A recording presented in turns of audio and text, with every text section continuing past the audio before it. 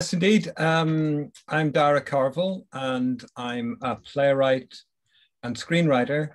I'm a long-term fan of the Dukes, and I've been involved in various things at the Dukes over the years. I wrote a play that was produced at the Dukes in 2014, I think it was, Mitchell and Kenyon. And I'm probably best known now as the creator and writer of the ITV crime drama, The Bay, which is obviously set in the Lancaster Morecambe area. And today I'll be talking a bit about that, about the show, how it came about, and also ideas around diversity and inclusivity, specific to series 3 of the show, which we're currently shooting. Thank you. So I've just been reminded in the comments, despite the fact that I said it immediately before we turned the cameras on, that if everyone who is in the chat would be able to fill in this for me, it's just to let us know who's come to watch the show, and just so that we sort of know who we're reaching. It was very helpful, and I kind of need it, so please. Also, just so everyone knows that we will be recording the session. Do all have cameras off automatically, but just be aware that if you turn them on, we are recording. Okay, so I'd first like to talk about the movie that we are using to base our themes on today, which is called Judas and the Black Messiah. That is showing at the Dukes right now. It's a very good movie, and I lost my notes, sorry. The movie is about the Black Panther Party and how the chairman, Fred Hampton, was, like, the group was infiltrated by another man called William O'Neill. And it's just the story about how that came to play, and how you have these two powerful Black men in this like fully Black produced movie, and sort of the complexities to do with how you can sort of have a movie with diverse roles, but be having separate ideas, separate ideals. And it's just very thought-provoking and historical. It shows you sort of this side of history that you may not already know about. I'm not sure how many of you know anything about the Black Panther Party, but it's especially pertinent now with the focus of activism and politics that is going on in the country. So it is a very good movie to sort of see the contrast and also the similarities, I think, of how those play out. So in those themes of sort of race and power, and sort of bringing that diverse understanding to new audiences, that's what we sort to base our talks around today. So Geraldine, would you like to start?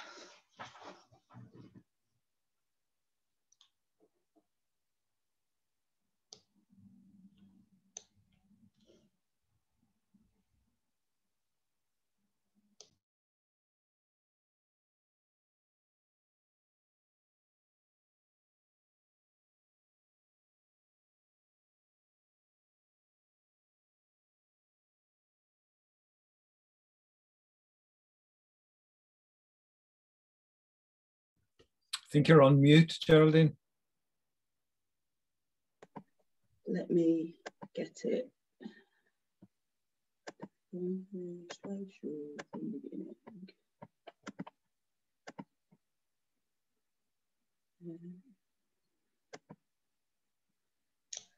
Whilst we're dealing with that, I'd just like to let anyone know that if you have any comments or questions, feel free to put them in the chat box. We will have a Q&A afterwards, so we'll be able to answer any questions, or you can save them for later as well. I'll pass back. Can you all hear me and see the screen?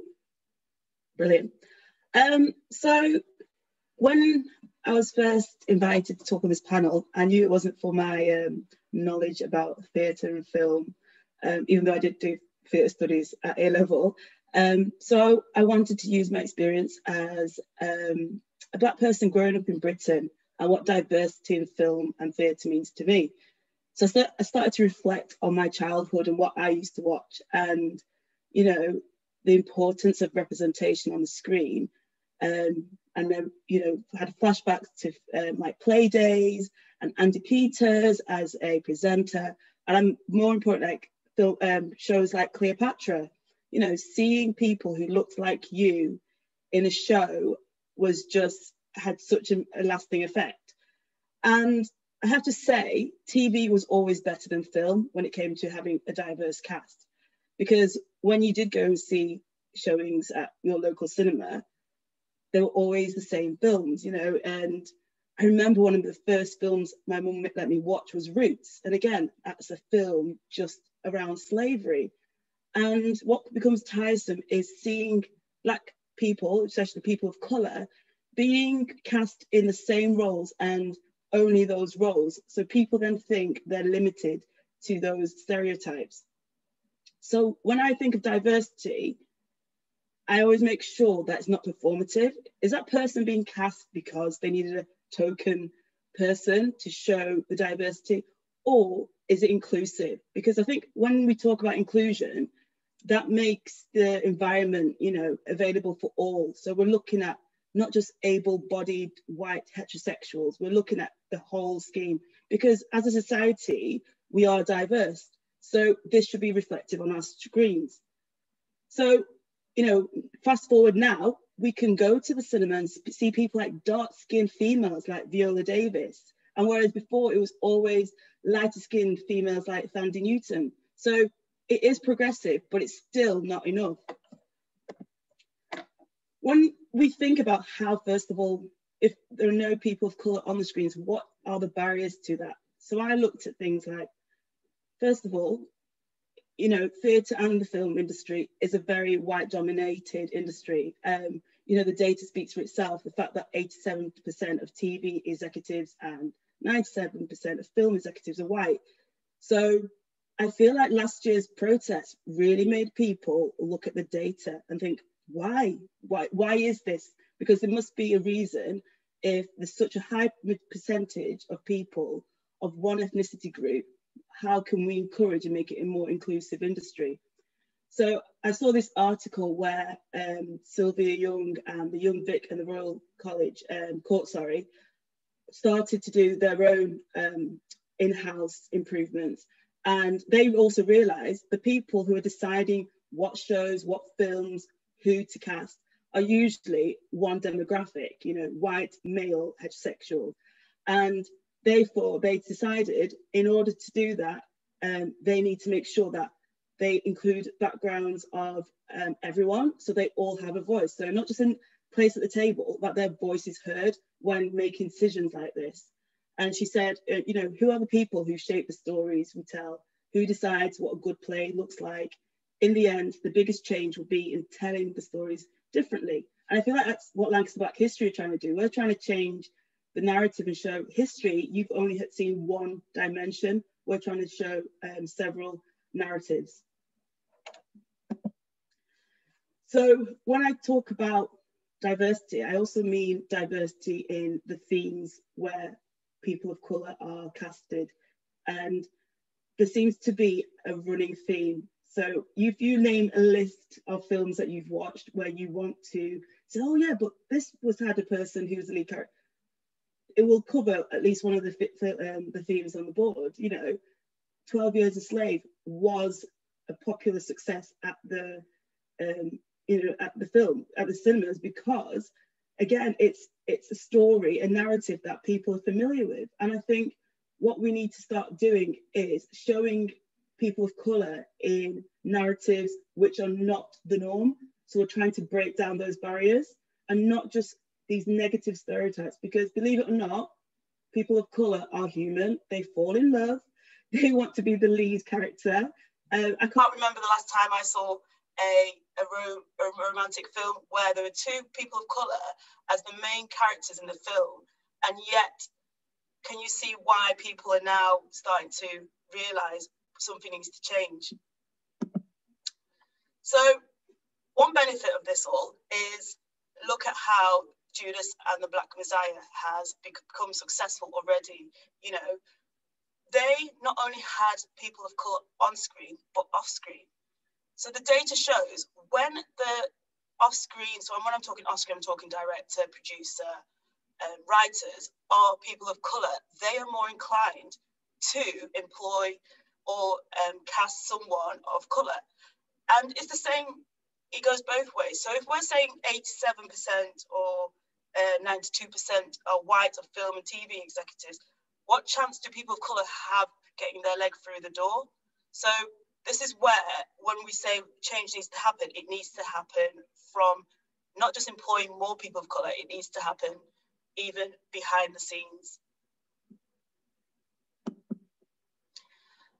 And as well as, you know, Judas and the Black Messiah has done at the Oscars, and, you know, Daniel Kaluuya has been amazing, there is always going to be the downside of when you do cast and you do take that, you know, leap of faith and just do something different against the norm.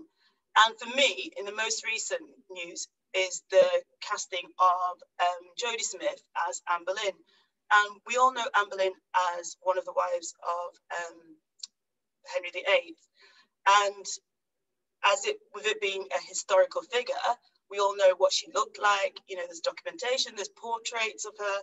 So when Channel 5 took that leap of faith, as you call it, to cast Jodie Smith in this role, they were accused of being provocative. They were trying to be divisive, to the point where Channel 5 had to actually limit the comments underneath this post on their social media, because the hate that was coming from it, people were disgusted that someone who was not white was playing someone who was white.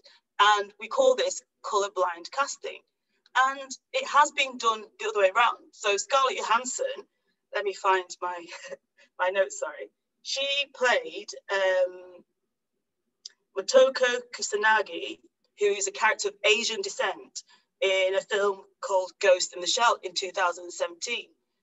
Yet, where's the backlash? You know, if we're saying you should consider the person's race when casting them, surely that should also work both ways. And this is what I think as the film industry and the theatre need to look at, because we did a poll on our social media, and we said, do you think when directors and writers are thinking of who to cast, they should consider race as one of the criterion?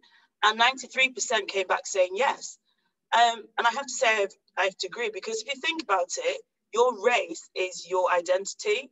And the narrative of someone who is Black playing a role is going to be different to someone who is Black and from Africa, or someone who is Black and from, you know, the Caribbean. Not one shoe fits all. And I think there are ways that we can start to amend it. And I've just got like a few suggestions of what we could possibly do. So like I said before, we need more opportunities for people of colour to be on and off screen. I know one of the barriers is accessibility. You know, if you think about it, people who become actors, they do it from a young age. They're attending drama school, and these don't come free. Daniel said himself in an interview, he relied on voluntary drama classes. He was poor, he couldn't afford to have done so otherwise. And thankfully, like for the Sylvia Young, they had a scholarship where he was able to, because he knew he wanted to do acting. So imagine you knowing your purpose in life, and the only thing that's stopping you is something that you can't control. So when we think about how do we increase the people of colour in this industry, we need to start, okay, the accessibility, is it affordable? Can we create more opportunities? And make sure that when we do create these films, make sure those people are the centre, you know, make them the main character, not the sidekick, not the, you know, the negative stereotype. We want to see them in variety of roles. And like I said before, I'm still yet to see a film, you know, with two dark skin. So writers out there, write it. We will go and see it. Black Panther was, you know, true to that. Look how successful that 2018 film was. And again, it was a Black director with a majority black cast. And, you know, sometimes you need to have those people in those roles in order for these things to happen. And it's always questioning like, oh, will this be a success to the wider market? And I know sometimes that's what the issue is. And Chadwick was even quoted in an interview saying he had to fight for them to be able to use an African accent in that film, because again, Marvel were thinking, it's not really, I think it might make people feel uncomfortable. I don't think they'll be able to understand. It's like, how can we say Wakanda is in Africa? How can we say it's the most technological, modern world country in the world, and then speak in an American European accent? And then his comeback was like, if that was the case, then they would have been colonized, which is true, you know, and that's the whole point. They weren't. So he fought for it, and it happened, and it made the film, because I remember myself, my sister and I, we wore our dashikis, we rocked up there, and it was just so, in our lifetime, we never thought it was going to happen. We got the jokes, you know, the snatching off the wig, things that we could, you know, associate with. And it was something that was pleasing to everyone, you know. This was not just for a Black audience, this was for everyone. And it just goes to show, if you do films like this, people will go and watch it. And moving on, when we do have directors casting, I think we need to stop being colourblind. I've spoken about this previously for the Lancaster Black History Group, and to be colourblind, you're saying you don't see their race, and I think people's race are a major part of their identity, so we can't just be casting people for the sake of it. Yes, they should be the best fit, and you have these criteria. I've my little boys wanting to get into a film recently, and they're very clear with the specification, the age, the accent. So you can specify, you know, the race. And when you say race, be specific, because like I said, a Black person can come from anywhere, from the Caribbean, Africa, British, Black British. So directors need to stop being colourblind casting and start using colour conscious casting, and acknowledge that race does affect narrative of the film, you know, as I mentioned before. And as I said at the beginning, you know, we can employ more people in these roles, but at the end of the day, if inclusion is not about bringing people into what we already know, it's about making a new space. And so, you know, space at the table, from, you know, management roles, from the box office, every place those people should be, and then that will be a better space for everyone. Thank you, that's all for me. If you have any questions, yeah, you can put them into the bottom bit there. Thank you. I really enjoyed that. I was also, I was thinking about the Marvel Black Panther when you started talking, so I'm glad you brought it up, especially because I remember when they first said that they wanted to make that movie, people were saying, no one's going to want to go. And then it ended up being one of, if not the most popular, most like profitable movies that they made. So I think a lot of it is sort of giving them that chance and that opportunity to prove themselves. I think a lot of the time people come in and say it's not going to make any money, but they haven't given it the chance, if that makes sense. And the people who are not giving it the chance are the people who can't relate to it necessarily. And sometimes you don't have to relate to something to understand it. You know, the Sainsbury's advert, that is an example of where people were like, a Black family enjoying Christmas. It's like, what, have you not enjoyed Christmas? Black people, Indian people were human. And I think that's what we need to normalize, that your ethnicity, your race, you can still enjoy the same as another culture. So yeah. Definitely, yeah. So I feel like that moves us nicely on to Daragh. You'll be telling us about how you are making these steps to sort of help improve that. And I will be your assistant with the thing today, if I can get that open. That would be great, thank you.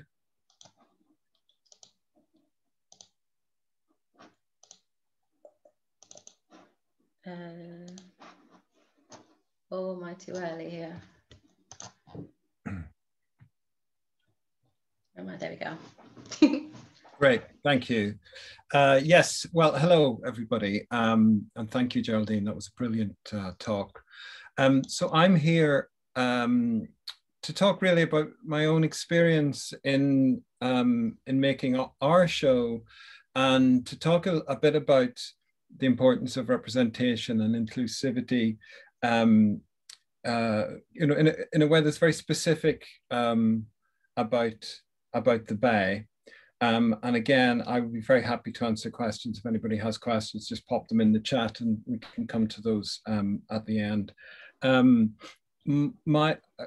As I mentioned earlier, I'm actually speaking to you here from Northern Ireland, where I've come back to my hometown of Armagh. And I was born here in 1969 at the beginning of the Troubles. And I mention that because throughout my childhood and my upbringing, my teenage years and later, I always felt that my experience and the experience of my family and my friends here in Armagh was never, I never saw it on screen. All I saw on screen was bad news. It was a kind of misrepresentation. There were some dramas, but they tended to be troubles dramas. And I just sort of felt like I was never seeing the stories of me and my family and my friends, and telling stories that are rooted in one's own experience and one's own place.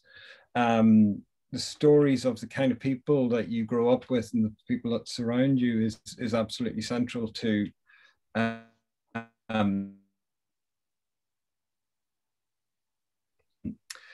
that's kind of where this show, The Bay, comes from, because I moved to Lancaster about 15 years ago now, I think it was, and I was already writing for theatre, and I'd written a couple of features, Irish indie features, and I'd started writing for television and writing for other people's shows.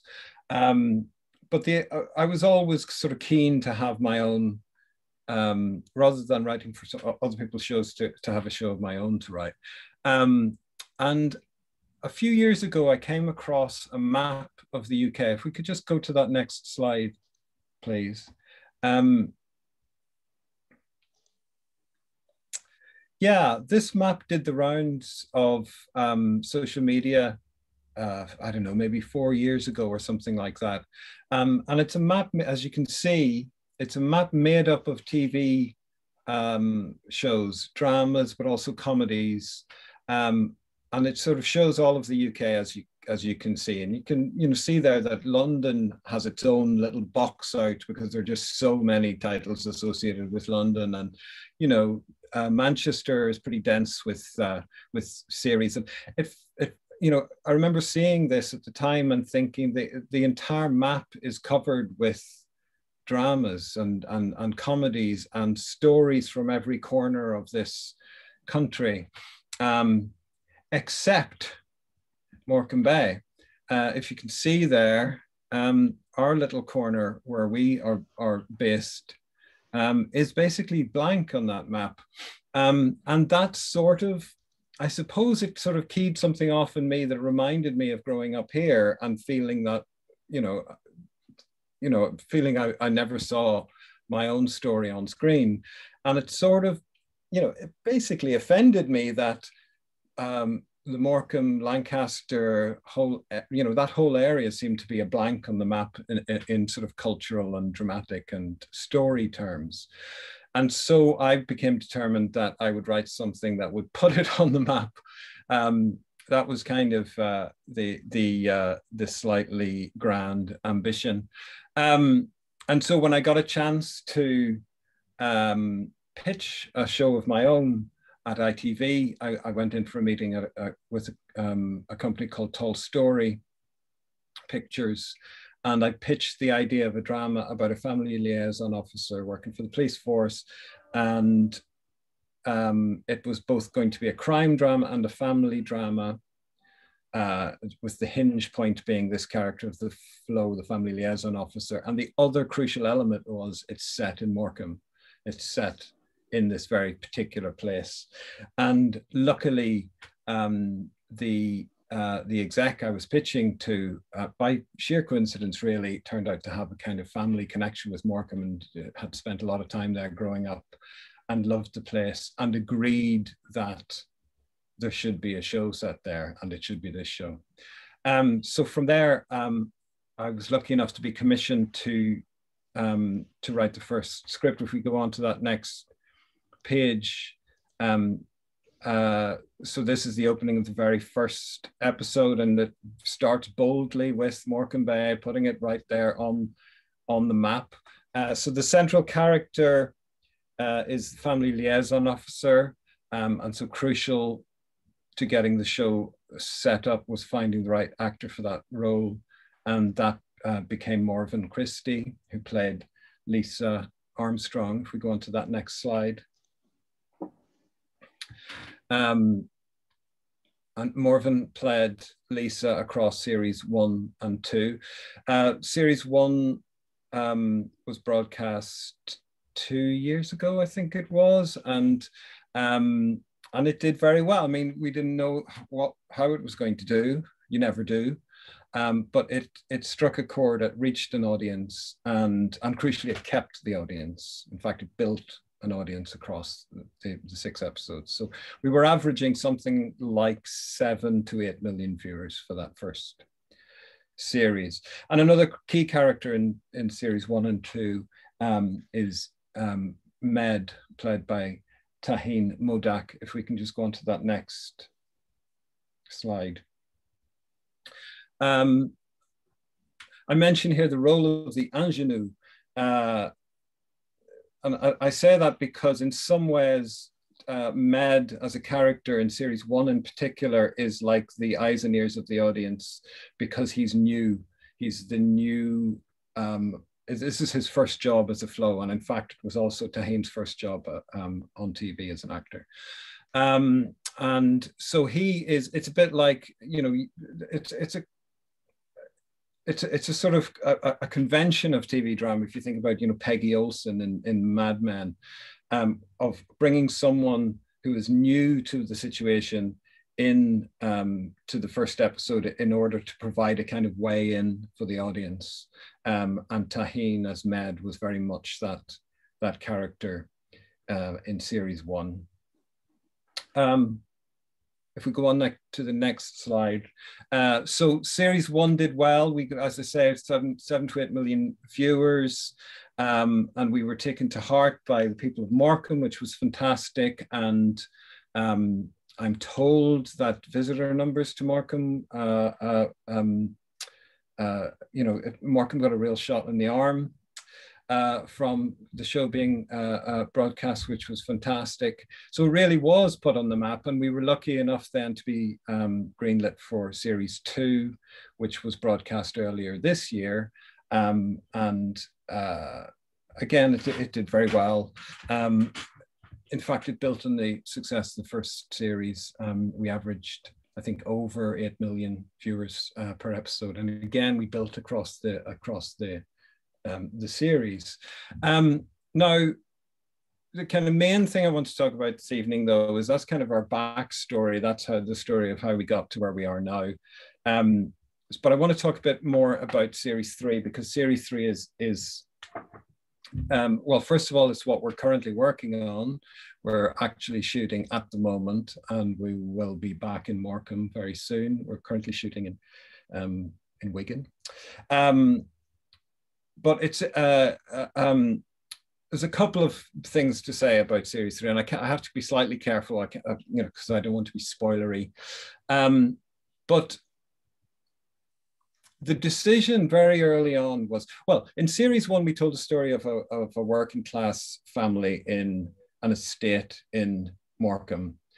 In series 2, we wanted to do something different, so we told a much more kind of a story about a more kind of white collar, middle class family in sort of the leafy suburbs. And we just wanted to tell different kinds of stories.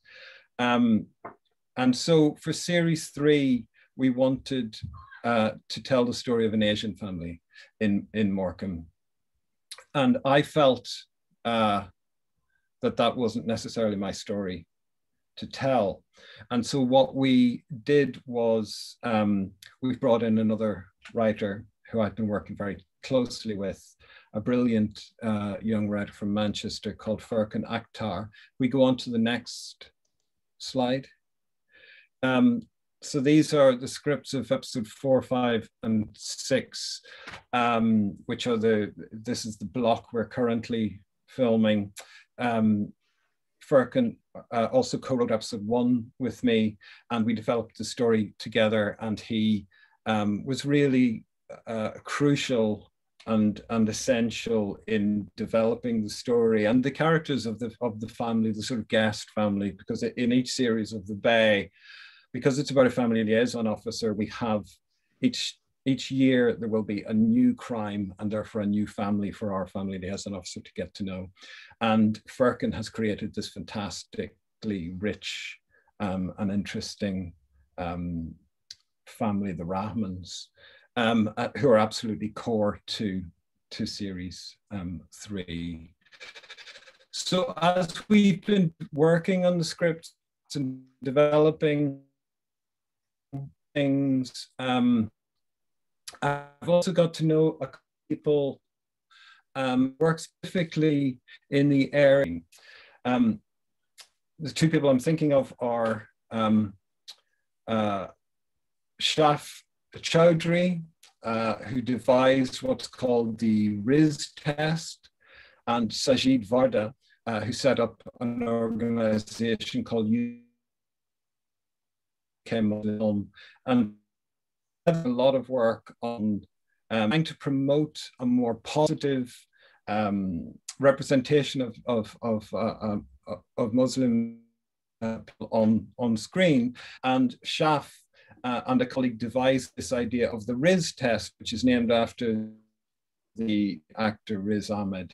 And if we go on to the next slide, we can see what the RIS test is composed of. Okay, so this is effectively the RIS test. It's based on the Bechdel test, which is about representation of women on screen. And this is a similar idea. So the RIS test is, if the film or show stars at least one character who is identifiably Muslim by ethnicity, language, or clothing, is the character talking about the victim of or the perpetrator of terrorism. So that's test number 1. Test number 2, are they presented as irrationally angry? Question 3, are they presented as superstitious, culturally backwards, or anti-modern? Number 4, are they presented as a threat to the Western way of life? And number 5, if the character is male, is he presented as misogynistic, or if female, is she presented as oppressed by her male counterparts? If the answer to any of the above is yes, then the film or TV show fails the test. And Shaf has done an extraordinary amount of research. He's watched, thousands of films and TV. And the figure he's come up with, I think off the top of my head, is that 87% of films that qualify for the RIS test fail the RIS test. So most, by a huge margin, most representation of Muslims on screen is negative, is a negative representation. And so organizations like Muslim Film are very active closely with them on the ongoing development of Series 3 of The Bay. Now, the last thing I would say about Series 3 is that we have a new lead.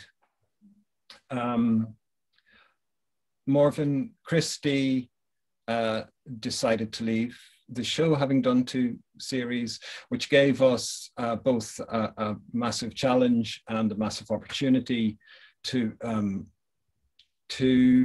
kind of almost reboot and relaunch the show while still staying very true to the show that we've made for the last few years. And so we auditioned a number of actors, and as soon as we auditioned, brilliant Marshalls, and we pull up that next slide, we knew that we had found our new lead, and she is going to be absolutely, well, not even going to be, I've been watching episode 1 today, she's extraordinary. And I think sets a kind of, you know, with Marsha in the lead, it feels very much like, this is almost like we've got a new show, but it's also, you know, if you liked series 1 and 2, you know, you will recognize this as the same series, the same kind of storytelling and commitment to stories of family and community. But we've got a brand new lead. So listen, that's all I want to say at this point, but I'm very happy to answer questions if anybody's got any. Thank you. I enjoyed that. I like the fact that we have the same hair. I think I will probably start off with a question that sort of, I think I have myself from that presentation, which is, earlier Geraldine talked about the idea of colorblind casting. When you went in to replace the role of Lisa, and we ended up with Marsha, were you specifically looking for someone who was a person of color, or did you just happen to be the best person for the role? I mean, I'll be completely honest, we weren't looking for a person of color. We were just looking for the best actor, and Marsha was just clearly that person. So no, I mean, we definitely had decided that the story we were telling this year is about a Muslim family. That was a very, very clear and conscious decision. But no, we hadn't made a conscious decision that our new lead is going to be a person of color. But it's just, you know, it worked out that way. I think it will be interesting to sort of see the difference in the reception, because as you said, it will sort of feel like a new show with sort of the main cast all being different, but the base story being the same. So I think it will be very interesting to compare them. So it will be nice after it comes out to sort of go back and like sort of check in and see how that reception is, I think. Yeah, absolutely. Is that question in the chat aimed at anyone in particular, or Geraldine, would you like to have a go at answering that? And then we'll pass to Daragh. Do you think production companies should have diversity quotas?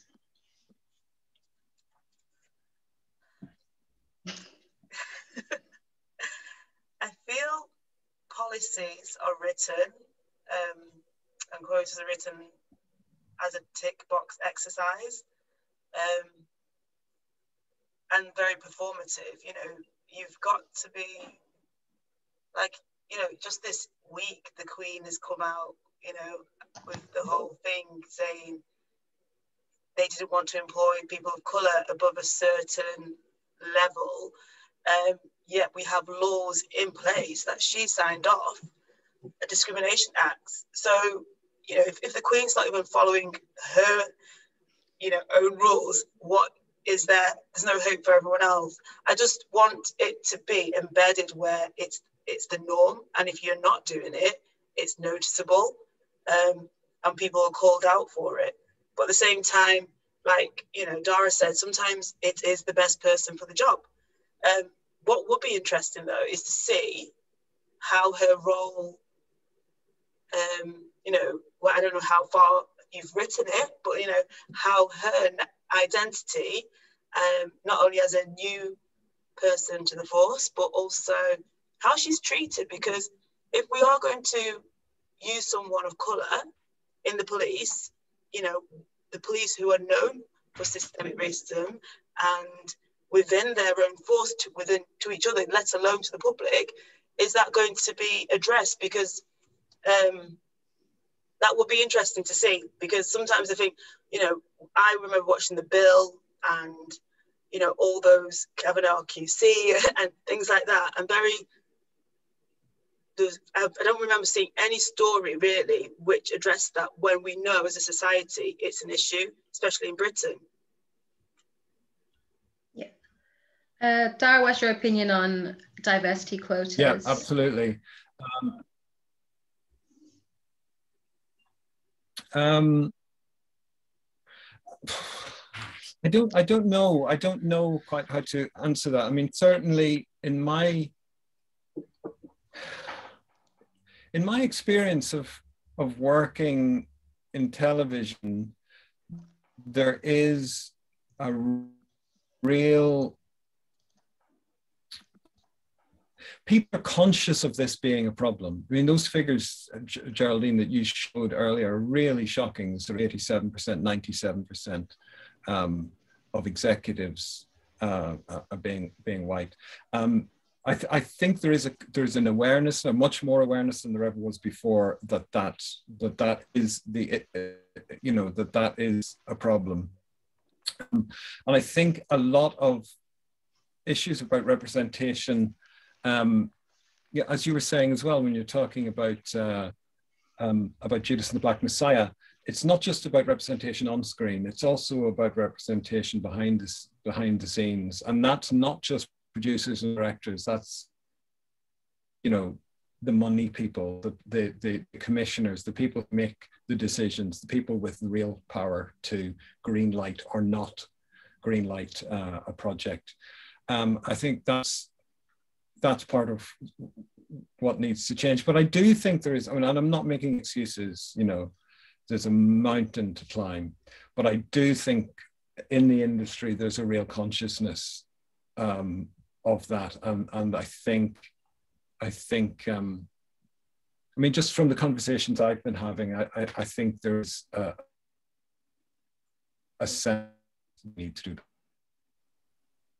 that. Gerald, you were saying about race, police, and you know, and specifically the Bay. I mean, I think it's a brilliant question.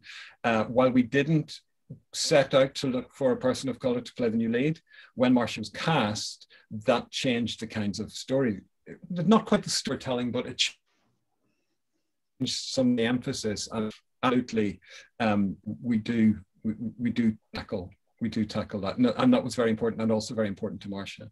And the nature also of our show is that when we introduce a new lead character, we also introduce their family.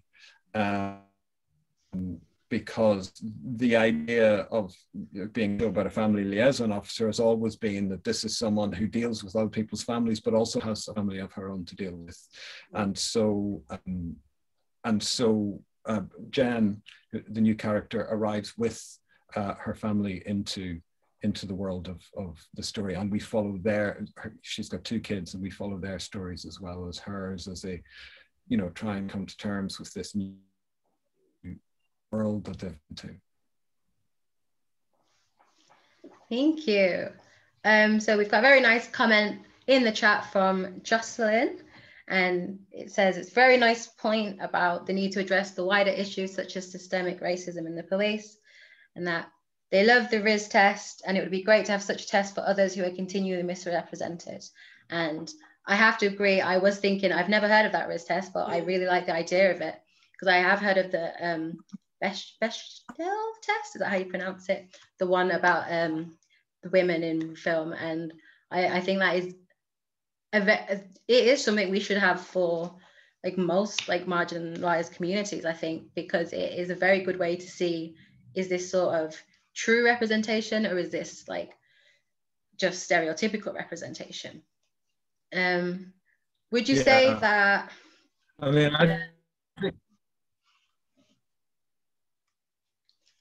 Sorry, I'm struggling to hear you. Go on.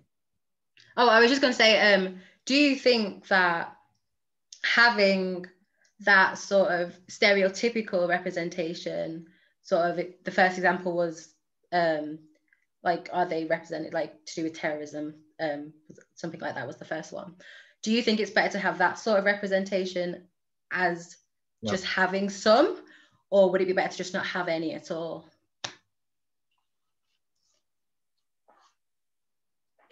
Well, I think we can. I think we can do better than those being the two options. Either poor I know that's a very representation or extreme no one to choose, I representation. You know, there suppose. just needs to be.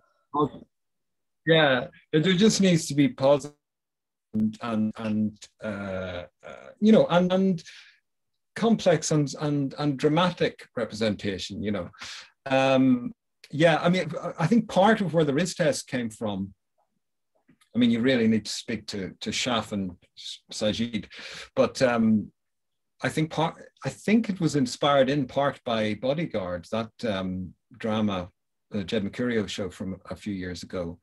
That I spoke to Shaf about this, and he said, you know, that just it broke every single one of the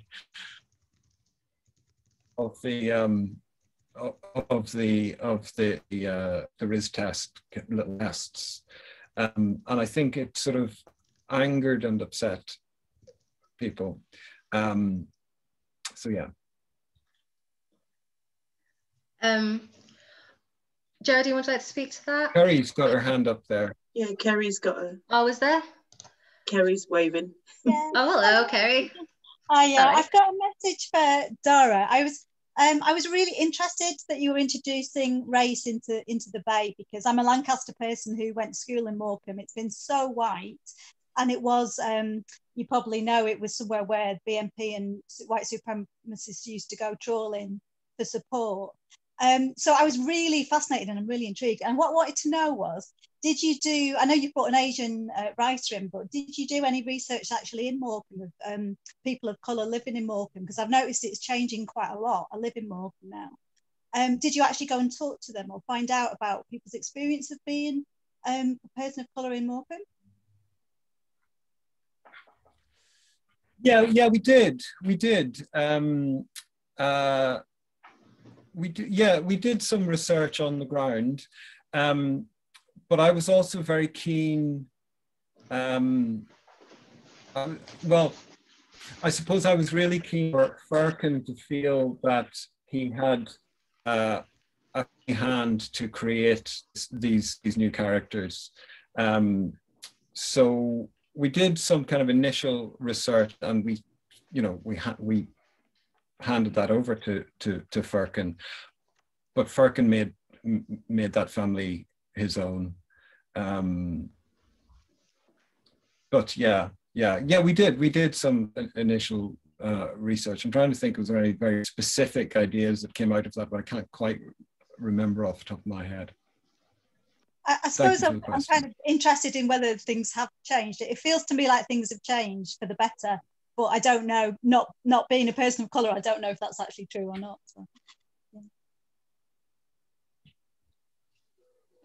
yeah. So there's another comment that's just come in. I'll read it out. It says, I agree, Jocelyn. We need to shine a light on the wider issues in the drama and the way the police interact with their communities. The good thing about addressing it with a show like The Bay in Morecambe is that you wouldn't necessarily expect these issues to be at the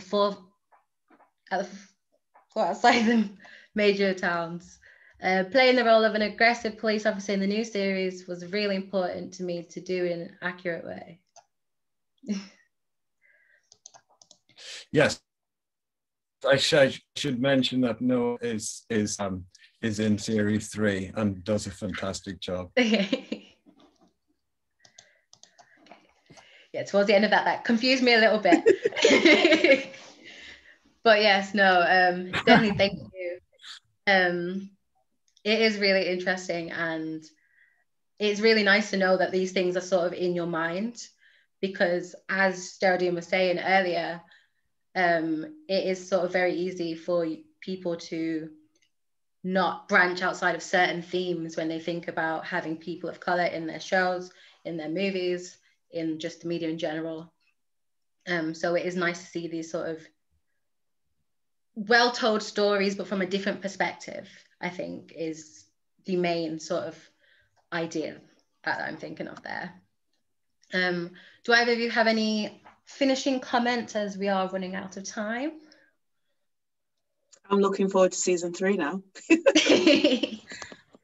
Definitely. Might be able to see it filming if you walk down there. I know. Just tell me the dates. And an extra in the background. I'll let you know. But thank you everybody for joining. It has been very, very fun, very informative, I think. Thank you to our lovely guests. I very much appreciate you joining. Again, there is that link just so that we know who came along, and it will be very helpful for us to know. And also generally, if anyone has any feedback, any ideas, anything they'd like to see from us in the future. Oh wait, no, I did not send that properly. There it is. I will also pop my email in there. And then, yeah, that is everything. So thank you, everybody. Thank you again to our guests. Thank you for having us. No, it hasn't posted. There we go. Yes, thank you so much. Thanks for hosting, Keilah. You did a superb job. Okie doke. Looking forward to the next series. Thank you. Thank you very much, everybody. I will let you get on with your evenings. Good night. Bye.